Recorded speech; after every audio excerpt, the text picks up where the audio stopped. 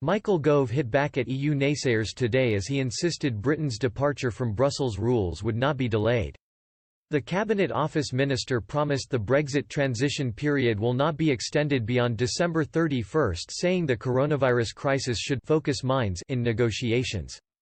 He hit back after top EU diplomat Michel Barnier described progress in the trade talks as disappointing, suggesting they should be extended. The French politician also accused the UK of a failure to engage with Brussels on key issues. His sniping came after the first of 3 rounds of talks planned before June broke up last week with little sign of early breakthroughs. But the Chancellor of the Duchy of Lancaster told MPs today that the end-of-year deadline remains in place. "We believe it is still entirely possible to conclude negotiations on the timetable that has been outlined," he said. "I think the coronavirus crisis should concentrate the minds of EU negotiators, underlining the vital importance of coming to a conclusion."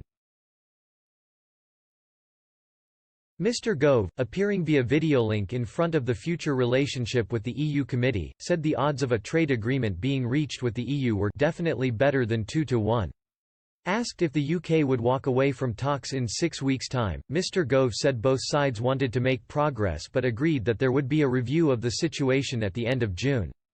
The Cabinet Office Minister said that the deal should be relatively rapid to secure because the Treaty of Rome, founding the EEC, concluded in space of less than a year. Mr. Gove also admitted that extending the transition period would cost taxpayers money. Remaining in the transition period would mean we would have to pay the EU money, which many of you might think would be better spent on the NHS or supporting our economy, he added.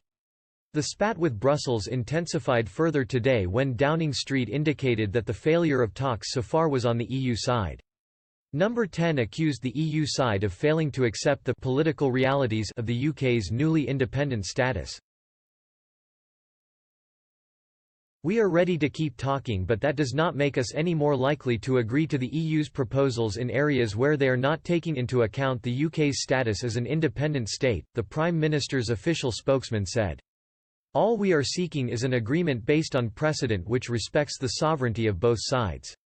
Clearly there will need to be political movement on the EU side to move negotiations forward, particularly on fisheries and level playing field issues, in order to help find a balanced solution which reflects the political realities on both sides."